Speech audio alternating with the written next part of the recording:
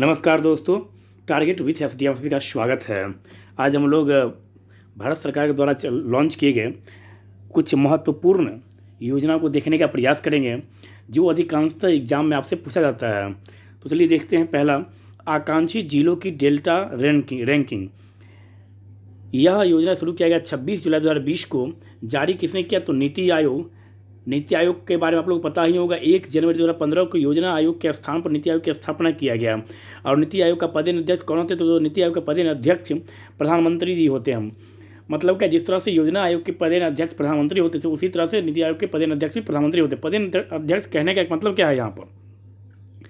इसके लिए कोई अलग से शपथ लेने की जरूरत नहीं होती। प्रधानमंत्री मतलब क्या, जो व्यक्ति प्रधानमंत्री बनेगा उसमें इसके अध्यक्ष पद जो है वो अंतर्निहित है, इसलिए इसे पदेन अध्यक्ष कहा जाता है। नीति का पूरा नाम क्या था? National institution for transforming India. National institution for transforming India.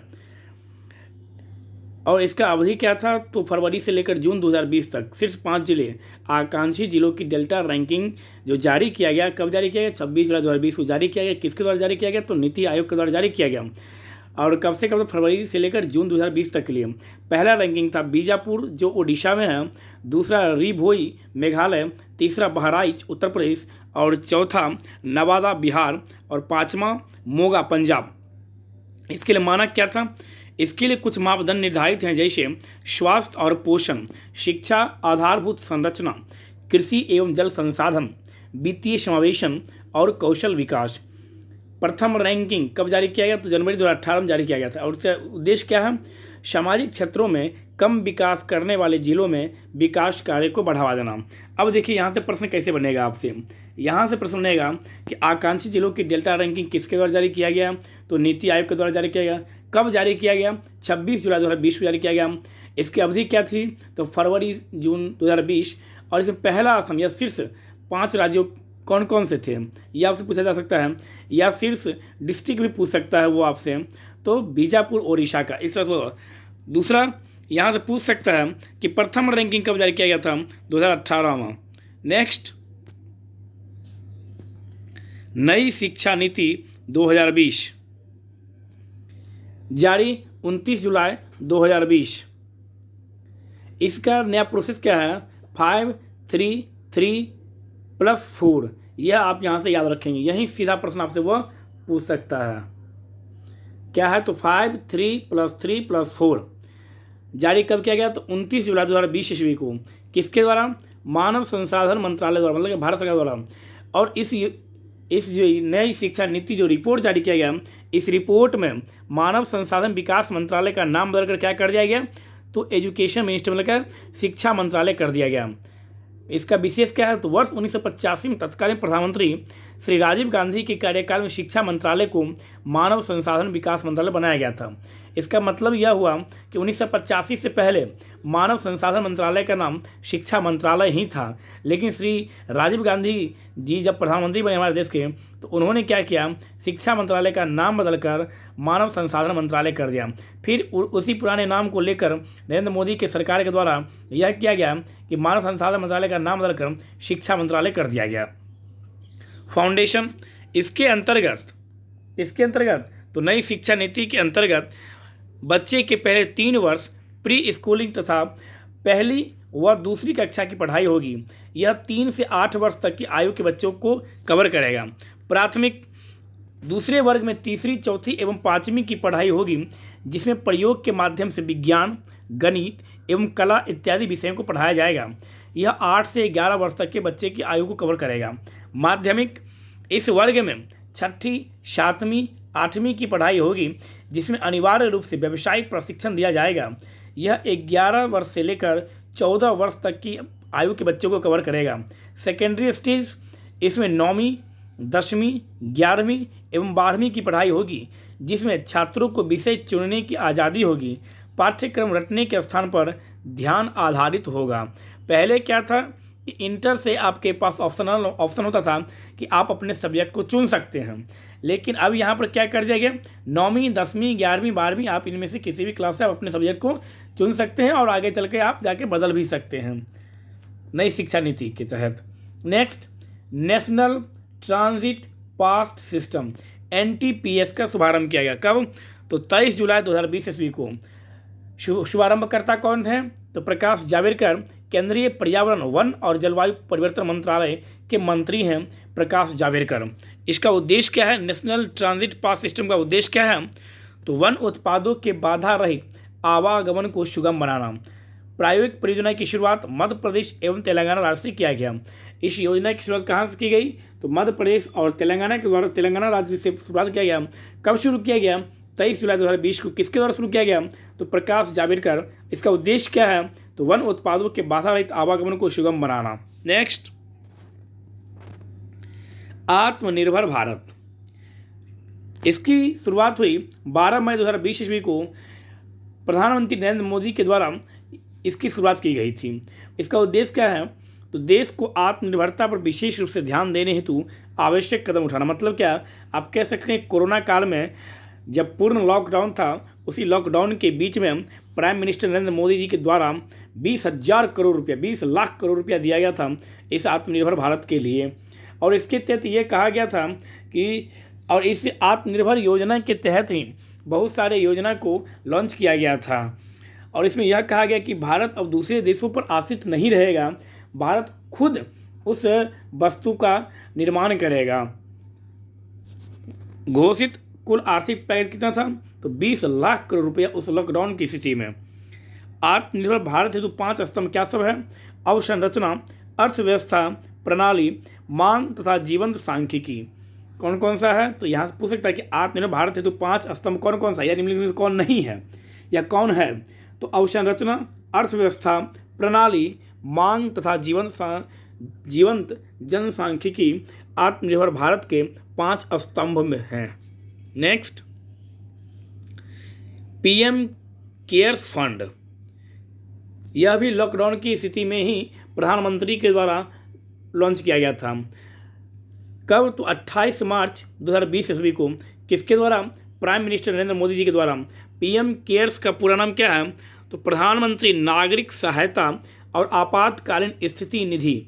इसमें देश के प्रत्येक व्यक्ति, लगभग चाहे वह स्टूडेंट हो, चाहे वह बिजनेसमैन हो, चाहे वह छोटे बिजनेसमैन हो, लगभग सभी व्यक्तियों ने इस कोरोना महामारी के दरमियान भावना में बहकर, भावुकता होकर इस केयर में, इस फंड में 10 रुपया, 100 रुपया, 500 रुपया, 5 लाख रुपया, 50,000 रुपया, 10 करोड़ रुपया, इस तरह से इस फंड में दान किया गया है। लेकिन अंततोगत्वा इस फंड का रुपया क्या हुआ, नहीं हुआ, किसी को पता नहीं चला और इसे आरटीआई से बाहर भी रखा गया। मतलब क्या, आप इसकी जानकारी नहीं ले सकते हैं कि यह जो रुपया जो फंड में जो जमा हुआ, यह कहाँ खर्च हुआ और क्या हुआ, इसके बारे में। उद्देश्य क्या था इसका? तो कोरोना वायरस के खिलाफ सरकार की लड़ाई में योगदान देना। विशेष इस कोष का गठन सार्वजनिक धर्मार्थ ट्रस्ट के रूप में किया गया। इस कोष के अध्यक्ष नरेंद्र मोदी, प्रधानमंत्री तथा सदस्य राजनाथ सिंह, अमित शाह एवं निर्मला सीतारमण हैं। पीएम केयर्स फंड का banking partner state bank of India. कौन है banking partner? State bank of India. Next, roof top सौर ऊर्जा संयंत्रों की क्षमता।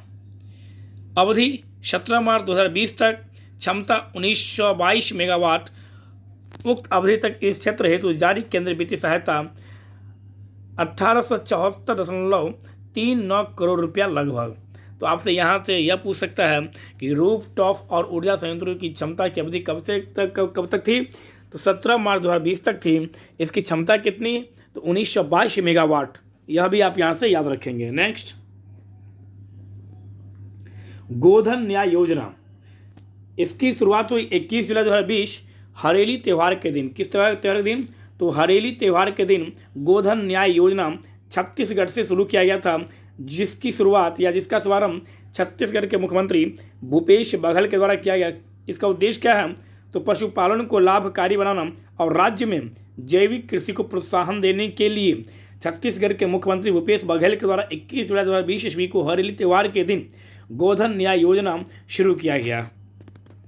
प्रावधान, तो राज्य सरकार द्वारा वर्मी कंपोस्ट के उत्पादन हेतु 2 रुपये प्रति किलोग्राम की दर से गोबर की खरीद। नेक्स्ट, चंबा सुरंग।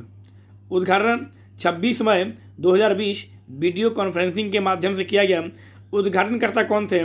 तो नितिन गडकरी, जो केंद्रीय सड़क परिवहन एवं राज्य मार्ग मंत्री हैं।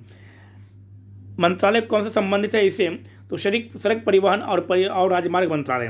निर्माणकर्ता सीमा सड़क संगठन BRO के तहत शिवालिक टीम द्वारा किया गया।